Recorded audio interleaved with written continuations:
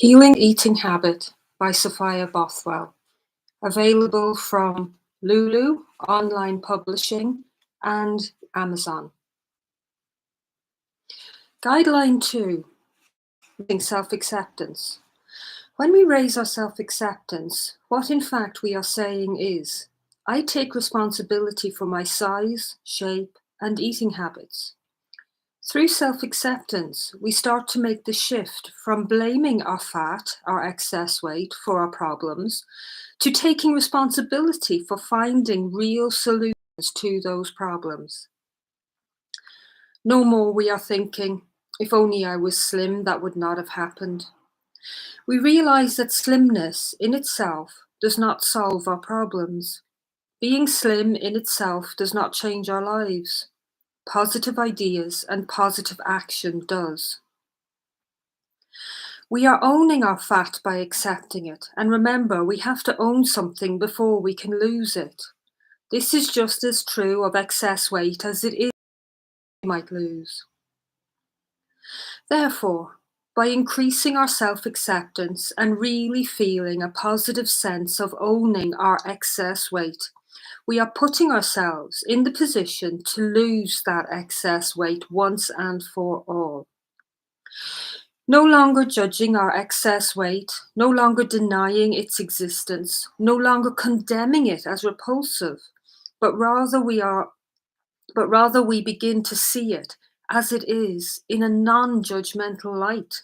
It is, after all, the result of us having used food when full to stuff our feelings down.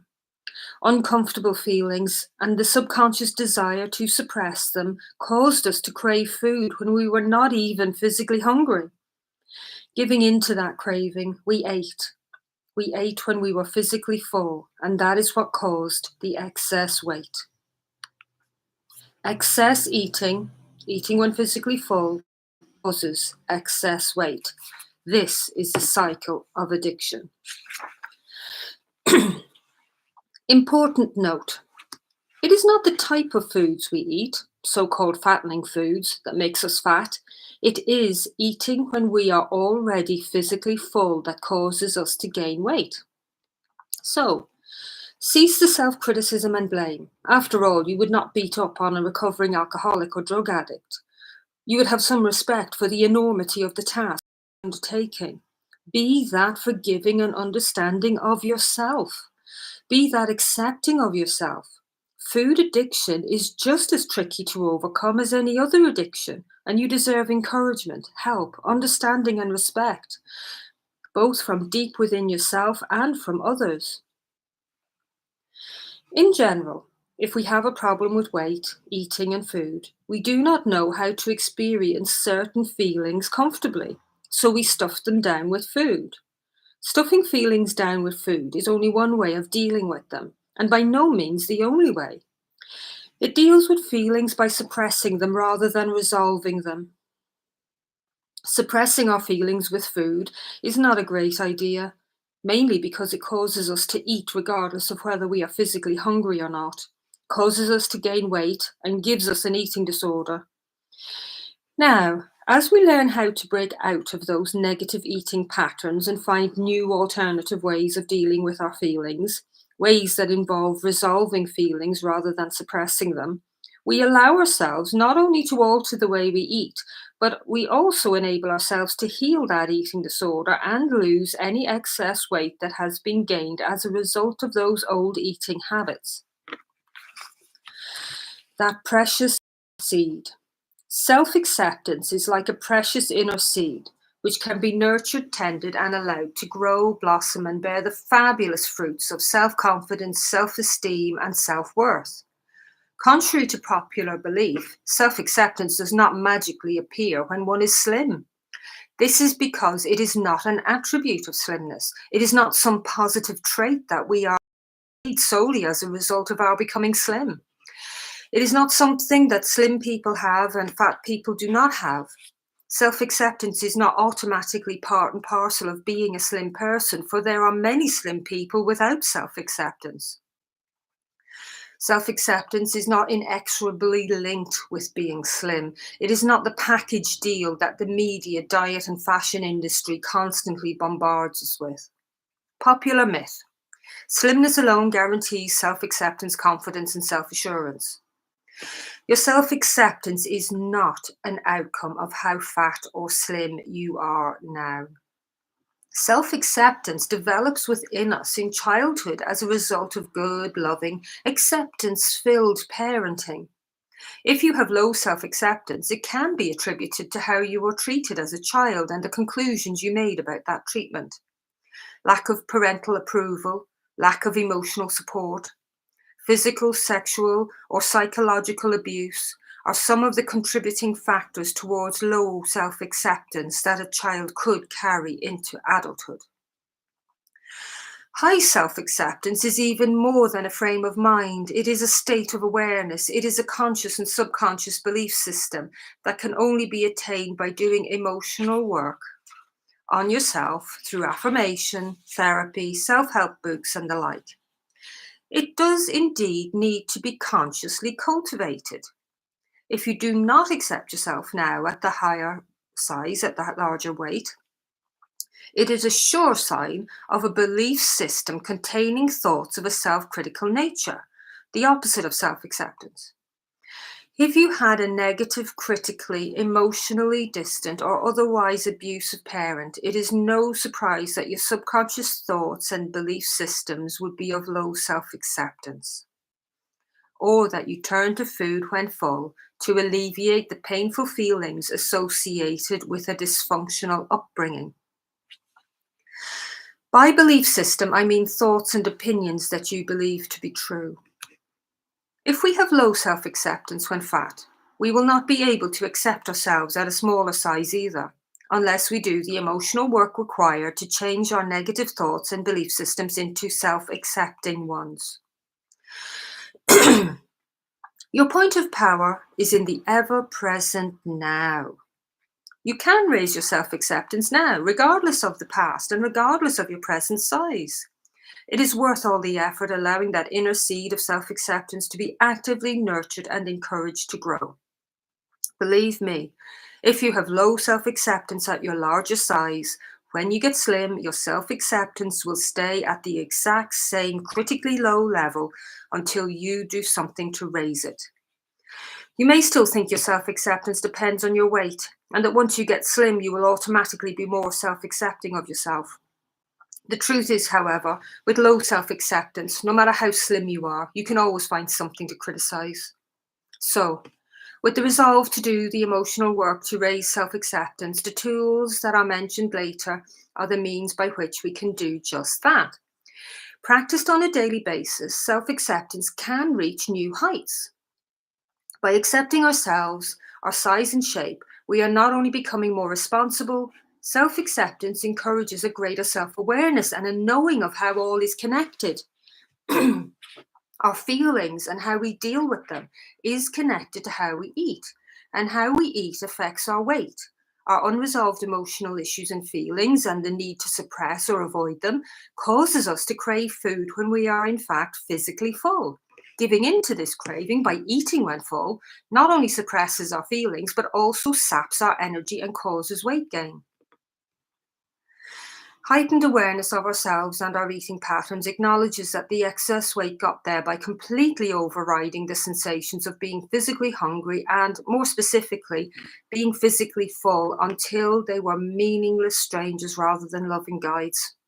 So, as we start to look at our own bodies without judgment or criticism, let's read on and discover exactly how our size and shape alters and changes naturally as a result of following our 3 guidelines. Let's explore how we can practice the guidelines until they are all working together in harmony, producing the result of a slim body and a healthy, non-addicted relationship to food. The goal of self-acceptance is to be able to say, yes, I accept myself, my size and shape unconditionally now, and believe it. How can this be achieved?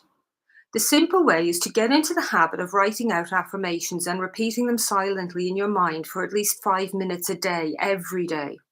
Try the above statement in italics. Yes, I accept myself, my size and shape unconditionally now. Use that as your affirmation. Yes, I accept myself, my size and shape unconditionally now. As you are affirming it, notice how you feel. Notice the thoughts that come to mind. Do these thoughts agree or disagree with the affirmation? You probably will not believe the affirmation at first. Don't worry about this. Just keep on repeating it until you do. We may be talking about a few days' work, or it might take daily work for about a month or so. Find reasons to believe the positive affirmation. Be aware of your thoughts of disbelief and wave them goodbye. You can surround them with a pink bubble and see them float away if you like. For these negative thoughts are now being replaced by the delightfully positive and nurturing idea of self acceptance through the persistent repetition of the healing affirmation. I accept myself, my size and shape unconditionally now. Self acceptance and positive change go hand in hand. Self acceptance and positive change go hand in hand. However, self criticism gives negative habits the power to repeat themselves. Written work. List with a pen and paper 3 or more reasons why you do not accept your size and shape unconditionally right now. Then tear up this list, burn it, or flush it down the toilet to symbolize the fact that you are dissolving these negative, harmful thoughts and ideas. Then list 3 or more reasons why you can and should accept your size and shape unconditionally right now. Keep this list. Carry it with you in your wallet or handbag and look at it often. Repeat those positive statements as new affirmations. Say them aloud in private. Write them out repeatedly and consciously think them whenever you feel the need to remind yourself of why you can and should accept yourself unconditionally right now. It basically helps you get slim and stay slim for good and feel good. More about self acceptance. Most women resist the idea of self acceptance because they feel that by accepting their size and shape, they are giving up all hope of ever changing it. In fact, the exact opposite is true. Self acceptance is a necessary prerequisite to natural permanent weight loss and true happiness with that result. Remember, self acceptance truly means accepting ourselves as we are before we get slim, while saying no to a lifetime of excess weight by healing our addiction to food when full. Self acceptance gives us an accurate starting point. When we know and accept where we are, we can then accurately plan our route to where we want to go. Where we are now is our present weight, eating patterns, and emotional baggage. Where we want to go is our slim self, a healthy relationship to food, and the ability to resolve our emotional issues. Using the tools in this book, you are now able to plot your own accurate course towards that desired destination of true and lasting slimness. The self accepting attitude says without judgment, this is me. I am this size and shape. I have this weight problem, eating disorder. I accept that I have this problem at this present moment in my life. I also accept that I do not want this problem in my life. I am not in denial about it. In fact, I am actively working on healing it, and I accept full responsibility for healing it. You see, this kind of attitude, this kind of self acceptance is very empowering and necessary in the process of healing an eating disorder. Hence, the self accepting, non judgmental attitude actually puts us in the position where we are no longer in denial of our problem, but can move forward and tackle that problem more effectively, thus helping us lose our excess weight for good. You can affirm, yes, I accept my size and shape as it is now. I also accept the fact that my size and shape alters and changes as I alter and change my eating habits. Now I take responsibility for altering and changing my eating habits. And as I eat when hungry and stop when full, I am enabling my body to establish its own perfect weight permanently and naturally. Through self acceptance, we are not only taking responsibility for our size and shape, we are also accepting and taking responsibility for the fact that our excess weight got there by us eating when we were physically full. We were either consciously or subconsciously trying to deal with our feelings by stuffing them down with food when full. Now, rather than obsessing about our body and food, we can be focusing on losing any excess weight permanently through allowing our relationship to food become a healthy, non-addicted one by following our three main guidelines mentioned and explained fully throughout this book. What we are gaining is a new and strengthened understanding. Some effective tools for raising self acceptance. Number one, look in the mirror, keeping eye contact with yourself. Repeat this affirmation silently in your mind at least 15 times. Say your name, I love you, approve of you, and accept you unconditionally now. Your own name, keeping eye contact with yourself. I love you, approve of you, and accept you unconditionally right now. Do this exercise as often as possible, ideally once in the morning and once at night, every day until you feel you believe those words and you are your own loving best friend. Number two, make a habit of looking at yourself in a full length mirror without judging your reflection. If necessary, view yourself as you would a work of art that you do not really like but are trying hard to appreciate. Notice where you curve in and curve out. Notice how clothes look on you. Notice your skin tones and cast out that inner judge. Replace her with a loving, accepting, wise inner friend. Just accept your reflection. No story about it, no judgments about it. It is what it is, and it deserves acceptance and love. Do this regularly until you feel the acceptance begin to flow. And every time you look in the mirror, you can find acceptance and appreciation looking back at you. Written affirmations are, of course, wonderful and very effective for changing our negative thought patterns and belief systems. With self acceptance, our task is to change the I do not accept my size and shape thought pattern to the all encompassing I accept myself, my size and shape now thought pattern. This is the thought pattern that you presume will automatically appear when you are slim.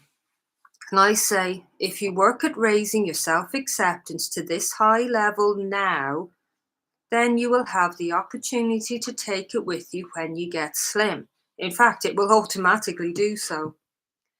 Your subconscious belief systems and thoughts are like a filter through which you view yourself and the world. In fact, they are not only a filter, but they greatly influence and indeed create the life you see before you. They can affect the experience in your day-to-day living. Therefore, it is very useful to practice affirmations daily as they enable the development of a conscious awareness of previously subconscious negative beliefs. It is like the positive affirmation wakes up the negative beliefs you have about yourself, and thus you become aware of them. And once aware of them, you can replace them with positive, life affirming, slim friendly thoughts and beliefs through continued repetition of your chosen positive affirmations. Thus, you are working on changing and healing at the very source of your problems, your own negative thoughts and beliefs. Through affirmations, this bringing up, clearing, and changing process causes the new positive thought to become a permanent positive belief system that actually helps you change into healthier eating habits. You believe it to be true. You feel it is true. The positive self accepting belief system firmly planted in the subconscious spawns positive spin offs such as high self esteem, a sense of security and confidence in oneself and one's ability. Not forgetting increased power to bring positive change into one's own life. A few words about birth. I personally believe that we are conscious entities from the moment we are conceived. Also, how we are treated as a newborn needs to be especially gentle, loving, and safe in order for us to have a positive impression about life. In other words, the thoughts we had as we took our first breath formed a cellular blueprint upon which our whole life gets based. Conclusions such as nobody loves me, I can't get what I want, life is painful, people hurt me, I don't want to be here, are common conclusions many of us have made upon birth. Reading the book Birth Without Violence by Dr. Frederick Le Boyer really helps clarify what I am saying here. However, unless you do rebirthing breath work or deep meditation, you are not likely to remember what you concluded on taking your first breath.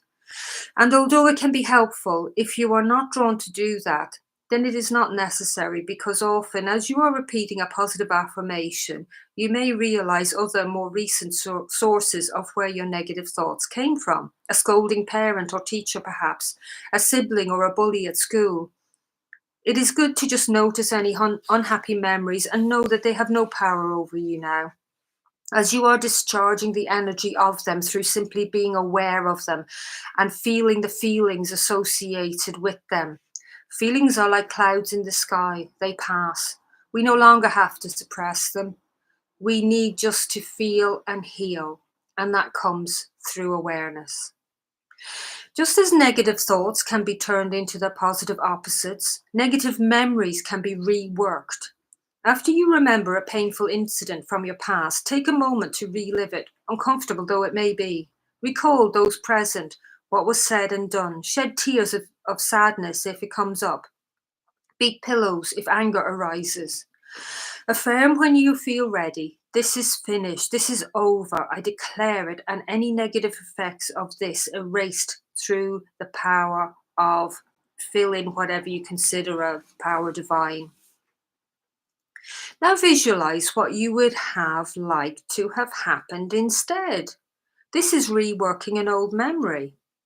Now, in this healing, you may decide to never see those who inflicted pain on you again. Reworking an old memory does not mean that all is well with you and you open yourself up to abuse again. No. Instead, it strengthens your ability to say no and to create healthy boundaries between yourself and people who have caused you or your loved ones harm in the past.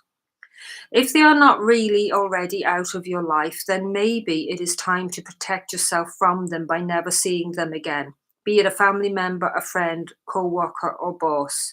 You must make the decision yourself and weigh what you need to do.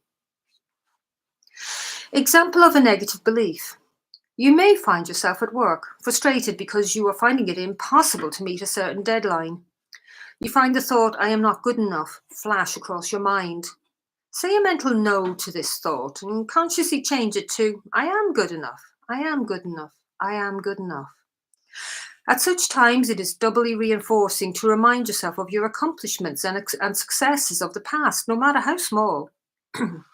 Likewise, if you were on your way home, you catch a glimpse of yourself in a shop window and think, oh, I look awful today. Mentally say, no, I look fine today. You might also add, I must get a haircut or a new coat or tackle my financial problems. That is okay. This is not about being in denial about your appearance or problems. It is also not about beating yourself up about your appearance or problems. It is about taking responsibility for your appearance and problems in a non-judgmental, positive way. Affirming you are fine the way you are, whilst acknowledging that you are also willing to work on changing whatever you wish to change, is empowering. Take whatever steps you can to bring about the changes you want, and be an encouragement to yourself rather than a harsh critic. As you continue to affirm and reaffirm your unconditional self-acceptance, you are developing a healthy attitude. Just have fun with being positive about yourself. In this way, you are truly nurturing yourself with compliments and gentle praise, sure forerunners to well-being.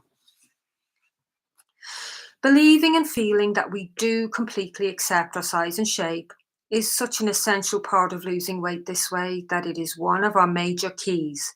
Just as you cannot open a locked door without a key, to attempt permanent weight loss and happiness with that result without this important key is just as unrealistic. Needless to say, the time and effort put into developing self-acceptance is rewarded 1,000 times over. Increased peace of mind and calmness, self-confidence and self-worth built on a solid foundation. a heightened sense of integrity, security, and a positive sense of self all emerge as a result of allowing the seed of self acceptance to grow. The inner garden is a Garden of Eden. Learning to let it blossom and flourish is a skill we can all acquire with patience and knowledge. Thought is creative. With an inner Garden of Eden, imagine how the outer world, which is its reflection, looks. A few things to remember about self acceptance. It does not mean we have to stay the same weight. It actually puts us in the position from which we are able to lose any excess weight permanently and feel happy with that result. It is about taking responsibility. It is about acknowledging rather than judging. It is the first step towards liking ourselves and having a healthy self-love. It is empowering. It is about taking the pressure off and lightening up by saying, "This is me and I am okay." It is facing up to the truth about ourselves with kindness, forgiveness, love, and understanding. It is the seed that blossoms into self-confidence, self-esteem, self-worth, security, and assertiveness. It is the first step in becoming the person you want to be. Guideline 3.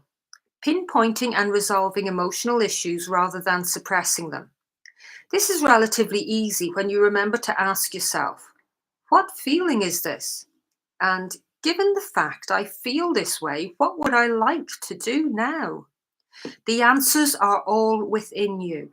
By asking those two questions, you can access those answers, thus finding the alternatives to stuffing down feelings. Yes, the answers to those questions provides us with the alternative way of dealing with our previously unresolved or suppressed emotional issues and feelings, thus enabling us to pinpoint and resolve our feelings and emotional issues rather than stuffing them down by food eaten when full. Question: what if I cannot get in contact with my feelings? What if they stay stuffed down? Answer: we can all get in contact with the feelings we have previously suppressed and stuffed down by food when full, and I will show you how. Firstly, wait for a moment in the day when you feel like eating, but you are already physically full.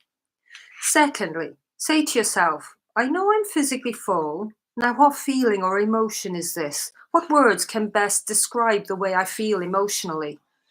Is this feeling located in a particular area of my body? What sort of sensation is it, such as butterflies in my stomach or a tightness in my throat? The answer to these questions will put you in contact with your feelings. It is possible that you are not able to put into words what you are feeling, and that is fine. Description is not essential. It is enough just to feel the feelings and notice the energy in your body. Thirdly, practice, practice, practice, and then practice some more. Healthy options. It is useful to make a list of all the things you enjoy. List as many activities as you can, such as walking in the park, having a coffee and a chat with a friend, swimming. Also include new activities you would like to try, such as learning a foreign language or attending an art course at your local college. So, if you get stuck for answers when you ask yourself, given the fact I feel this way, what would I like to do now? You can consult your list of enjoyable activities to help prompt you into action. Most of you are already pretty much aware of your own personal emotional issues. It could be boredom, anger, stress, sadness, depression, pain or frustration, which you try to alleviate with food when full. Your unresolved emotional issues could be about a failed relationship, poverty, an unhappy childhood, inadequate living conditions, career choices, or even birth trauma. To heal and resolve whatever your issues may be, firstly requires awareness of what particular feelings and emotional issues send you, when physically full, to the refrigerator or biscuit tin without so much as a backward glance. Secondly, allow yourself to not eat when physically full and feel those emotions. Thirdly, Find and practice practical and workable ways to deal with these, your own personal emotional issues and dilemmas. Finally, you will know when you have resolved an emotional issue, when you can think or talk about that issue that used to cause you pain and you realize the pain has gone. Freedom indeed. Comfort eating. We have all heard of comfort eating. We know that we are trying to get comfort and emotional satisfaction from food alone anytime we catch ourselves eating when we are not, in truth, physically hungry. What would truly give us emotional peace of mind is something much more complicated than fixing ourselves a sandwich when we are not even physically hungry. Resolving our emotional issues requires that we actively put into practice the answer that we get when we ask ourselves the key question: given the fact I feel this way, what would I like to do now? Putting into practice the healthy answer to this question enables us to resolve the issue we are dealing with. It may be guidance to read a certain book, say some affirmations, or listen to some calming music, phone a friend, go for a walk, or take a course. Whatever the issue is, as long as it is a healthy one, follow it. Whatever the answer is, as long as it is a healthy one, follow it. Follow it up, even if you feel a bit scared. In fact, expect to feel a bit scared, as this is almost certain to bring up your fears. You're doing things slightly differently, and it's going to feel a bit weird until you get used to this new way of relating to yourself and your emotions and food. You are learning how to deal with fear too, you know.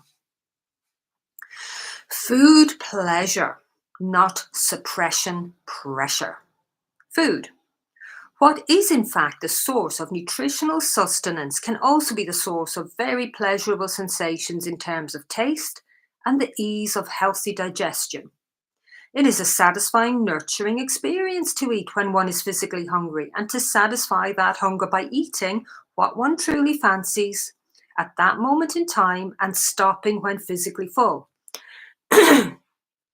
This is completely different to the forced, abusive sense of comfort one tries to attain from eating food when one is already physically full. So, as you can see, if you are using food when full to stuff down your anger, boredom, depression, etc., the next logical step is to address these feelings and emotional issues and deal with them in more effective ways. In other words, learn to acknowledge how you feel. Ask yourself, what's the solution? How can I move forward? What's the healthy alternative to suppressing this issue? What would I like to do now? Again, follow up on the healthy guidance, that inner answer, that inner prompt, and thus you are helping yourself resolve your previously unresolved emotional issues. You're finding your own answers. Once your emotional issues are resolved, a more natural, pleasurable, and healthy relationship to food is allowed to evolve. Food is no longer used to suppress feelings. It is no longer the object of your addiction. In fact, you even cease craving food to suppress your feelings and emotional issues once they have been resolved.